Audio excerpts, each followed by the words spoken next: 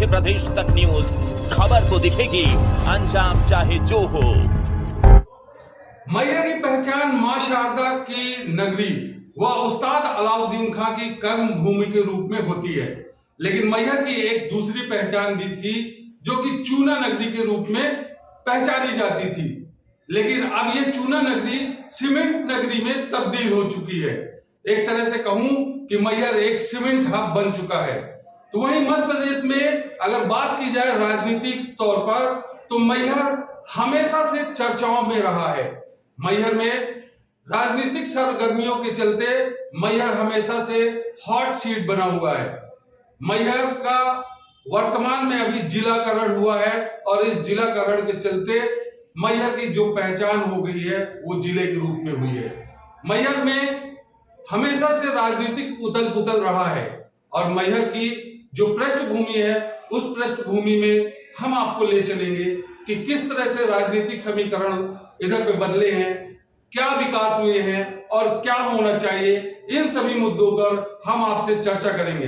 नमस्कार, आदाब, सलाम, मैं हूं इस्लाम और आप देख रहे हैं मध्य प्रदेश तक।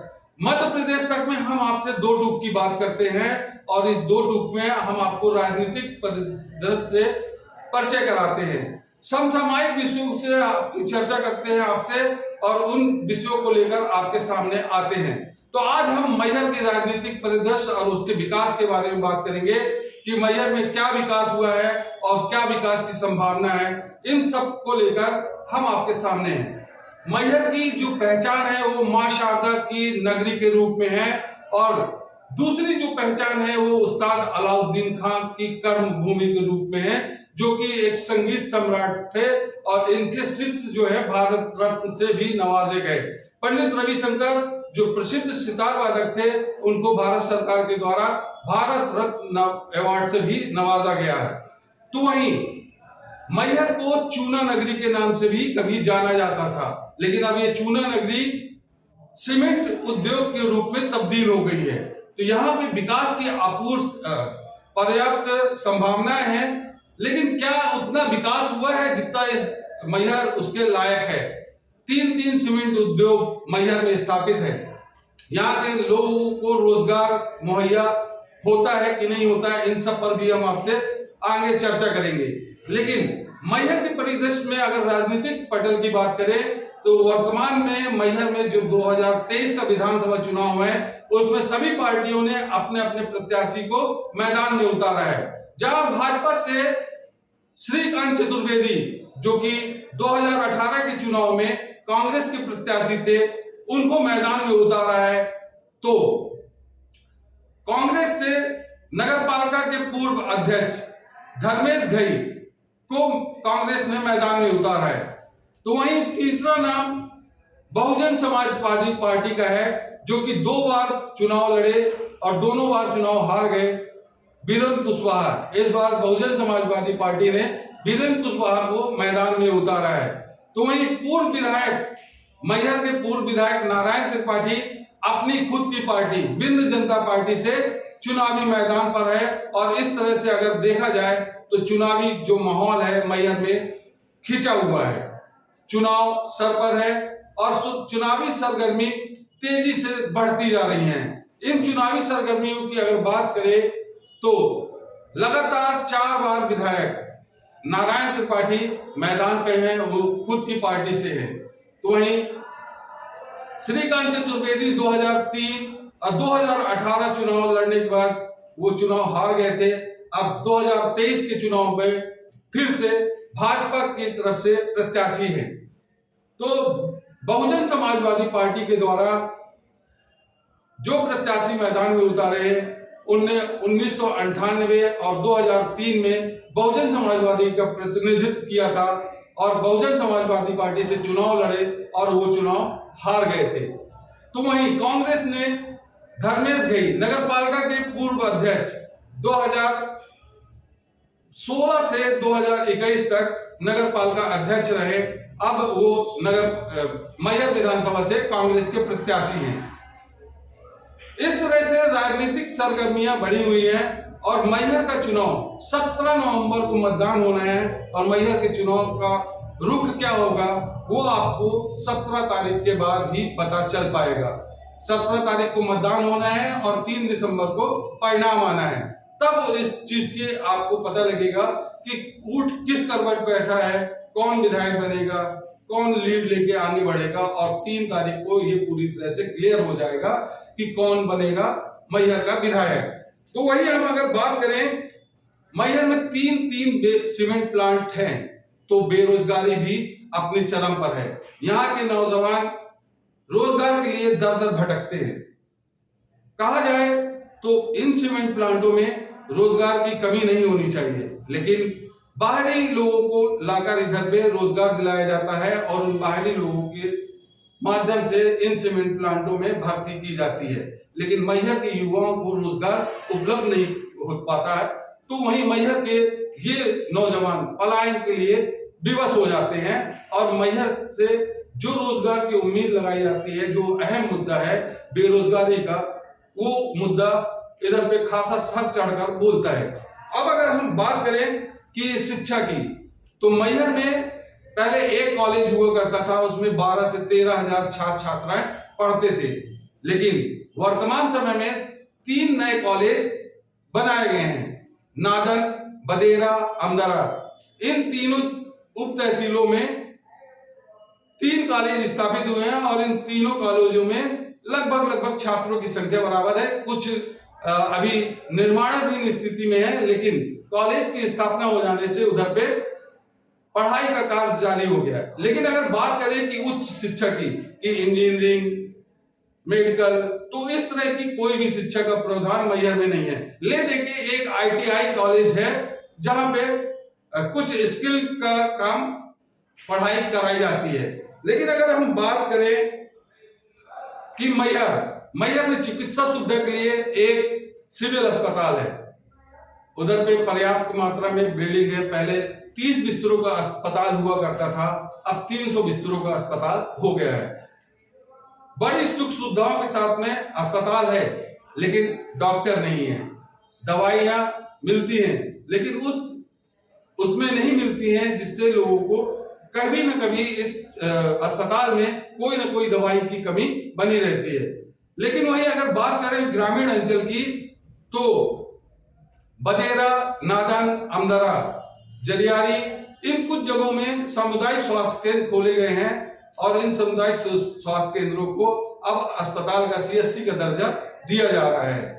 तो अब अगर हम बात करें कि रेल, मैहर लगभग 1863 से मुंबई हावड़ा मार्ग से जुड़ा हुआ है और इधर पे रेलों की जो आवागमन है, यात्री आते हैं, धार्मिक नगरी है, धर्म के नाम पर, आस्था के नाम पर इधर पे लोग आते हैं। रेल के माध्यम से लगभग पर डे 25 से 30 हजार दर्शनार्थी मां शारदा के दर्शन करने के लिए मैहर में उतरते हैं और रेलवे लाइन का जो सदुपयोग होना चाहिए इधर पे सदुपयोग होता है। लेकिन जो महत्वपूर्ण यात्री रेलगाड़ियां हैं, उनका स्टॉपेज अगर हो जाए तो इधर पे और भी संख्या में दर्शनार्थी मैहर पहुंचे, जिससे मैहर को बड़ा फायदा होने की संभावना है। तो अगर हम बात करें पर्यटन की, मैहर 2022 में मध्य प्रदेश में प्रथम स्थान पर था कि इधर पे सबसे ज्यादा पर्यटन यात्री आए थे। लगभग 58,20,000 के लगभग दर्शनार्थी पर्यटन यात्री मैहर पहुंचे थे और मैहर पर्यटन के क्षेत्र में पूरे मध्य प्रदेश में नंबर 1 पर था। लेकिन जैसे ही महाकाल लोक की स्थापना हुई, निर्माण हुआ, तो ये जो पहला स्थान था मैहर से छीन के उज्जैन को मिल गया। अब जिस तरह से शारदा लोक की स्थापना होनी है और शारदा लोक की स्थापना के बाद हो सकता है कि पर्यटन के क्षेत्र में मैहर को एक बार फिर बढ़ावा मिले और मैहर में पर्यटन फिर से एक बार नंबर 1 पर हो जाए। अब अगर बात करूं कि पर्यटन के क्षेत्र में मैहर को जिस तरह से सुसज्जित किया जाना चाहिए था, उस तरह से सुसज्जित नहीं किया गया है और इस सुसज्जित होने के लिए काफी प्रयास करने चाहिए थे। लेकिन जिस तरह से बिखरा पड़ा हुआ है पर्यटन के क्षेत्र में, उसको सहेजने और सजाने की जरूरत है। तो पर्यटन क्षेत्र में काफी अपार संभावनाएं हैं। मैहर को पर्यटन क्षेत्र से अच्छा खासा लाभ मिलता दिख सकता है, जिसके लिए जरूरत है पहल करने की। काफी हद तक कुछ पहल हुए हैं, लेकिन वो काफी नहीं है। अब अगर हम बात करें कृषि की, कृषि क्षेत्र में लगातार मैहर में पानी की कमी, बिजली की कमी के चलते खेती उस स्तर की नहीं हो रही है। लगातार बरगी केनाल का जो पानी मैहर से होते हुए सतना, नागौर और चित्रकूट तक जाना है, अभी मैहर ही नहीं पहुंचा है। कहीं ना कहीं सबसे बड़ा कारण है पानी का ना होना। पानी के न होने के कारण यहाँ की खेती भी पिछड़ती जा रही है, लेकिन किसान अपनी जी तोड़ मेहनत करके इस हद तक अनाज उगाता है और अपने उस अनाज का भरपूर लाभ लेता है। अगर देखा जाए, अगर सही तरीके से इनको सिंचाई और बिजली की व्यवस्था मिल जाए तो मैहर वो दिन दूर नहीं जहां पे कृषि प्रधान हो सकता है। अब अगर हम बात करें औद्योगिक क्षेत्र की, तो औद्योगिक क्षेत्र में मैहर पीछे नहीं है। मैहर में 3 सीमेंट प्लांट है, भरपूर खनिज संपदा है, और भी अगर इधर पे सीमेंट प्लांट स्थापित हो जाए तो मैहर के लोगों को एक जो ग्रेस मिलना चाहिए वो मिल सकता है। मैहर में सड़कों का जाल बुना हुआ है। मैहर से शुरू से ही NH7 गुजरती थी, अब उसका सरकार ने उन्नयन किया है, 4 लेन में तब्दील हुई है, NH30 हो गई है। इधर पे सड़क मार्ग के माध्यम से भी मैहर सभी स्थलों से जुड़ा है और मैहर में आने जाने वालों की कमी नहीं है। इस सड़क मार्ग के माध्यम से काफी सारे टूरिस्ट भी मैहर पहुंचते हैं और मां शारदा के दर्शन करते हैं। अब अगर हम बात करें कि मैहर में और क्या संभावनाएं हैं, तो मैहर में विकास की भरपूर संभावनाएं हैं। अगर इधर के नेता जिस तरह से मैहर को जिला बनाने में अपना सहयोग किए हैं, अब अगर इसी तरह से विकास को लेकर मैहर को आगे ले जाए और मैहर के बारे में सोचे तो मैहर एक अच्छी सिटी हो सकती है और अच्छा इधर पे व्यवसाय हो सकता है, क्योंकि मैहर में पर्यटन के क्षेत्र में काफी संभावनाएं हैं। मैहर रेल मार्ग, सड़क मार्ग और 230 किलोमीटर की दूरी पर हवाई मार्ग से भी जुड़ा है, जहां पर बहुत सारे दर्शनार्थी और पर्यटन यात्री मैहर पहुंचते हैं और पर्यटन के क्षेत्र में मैहर को बढ़ावा मिलता है। मैहर में जहां बाबा उस्ताद अलाउद्दीन खान ने अपनी कर्म भूमि बनाई और मैहर को एक संगीत नगरी के रूप में भी स्थापित किया, तो वहीं मां शारदा की नगरी जो कि एक वैश्विक पहचान रखती है, उस वैश्विक पहचान में मैहर अपने आप को ऊंचा पाता है। और यही कारण है कि मैहर का विकास संभव है। विकास हुआ है, लेकिन और भी संभावनाएं हैं मैहर का विकास के लिए। अब देखना है कि 2023 का जो चुनाव आता है, उस चुनाव को लेकर इधर की जनता क्या सोचती है और क्या करती है। 2023 में 4 पार्टियां प्रमुख रूप से चुनाव मैदान पर हैं, जहां भाजपा ने श्रीकांत चतुर्वेदी को अपना प्रत्याशी बनाया है, तो कांग्रेस ने धर्मेश घई को अपना प्रत्याशी बनाया है, तो वहीं बहुजन समाजवादी पार्टी ने वीरेंद्र कुशवाहा को अपना प्रत्याशी बनाया है। तो मैहर के पूर्व विधायक नारायण त्रिपाठी, जो कि पहले समाजवादी पार्टी से विधायक थे 2003 में, फिर उसके बाद में वो कांग्रेस में शामिल हुए, 2013 में वो फिर से एक बार विधायक बने, फिर कांग्रेस छोड़कर वो भाजपा में शामिल हुए और 2016 के उपचुनाव में वो भारी बहुमत से विजय होकर विधायक बने। 2018 के चुनाव में वो फिर एक बार भाजपा के प्रत्याशी बने और भाजपा की सीट से मैहर से विधायक बनकर भोपाल पहुंचे। अब 2023 के चुनाव में इन चारों प्रत्याशियों पे जनता की नजर है। जनता की नजर है विकास पर भी, जनता की नजर है राजनीति पर भी। अब जनता को तय करना है कि उन्हें किसे चुनना है। अगर आपको हमारा वीडियो पसंद आया हो तो उसको लाइक करें, कमेंट सेक्शन पर जाएं, अपनी राय दें, चैनल को सब्सक्राइब करें और बेल आइकन दबाएं, जिससे हमारा वीडियो आप तक पहुंच सके। तब तक के लिए मुझे इजाजत दें, अगला वीडियो आप तक जल्द आएगा और उसमें आपकी राय और चर्चा हम मांगेंगे। तब तक के लिए मुझे इजाजत दीजिए। नमस्कार, जय हिंद। न बेमतलब के मुद्दे, बेमतलब की बहस। खबर सिटी से लेकर गांव तक की, संसद से लेकर सड़क तक की, मध्य प्रदेश तक है। मध्य प्रदेश के करोड़ों लोगों की भरोसेमंद आवाज। मध्य प्रदेश तक न्यूज, खबर तो दिखेगी, अंजाम चाहे जो हो।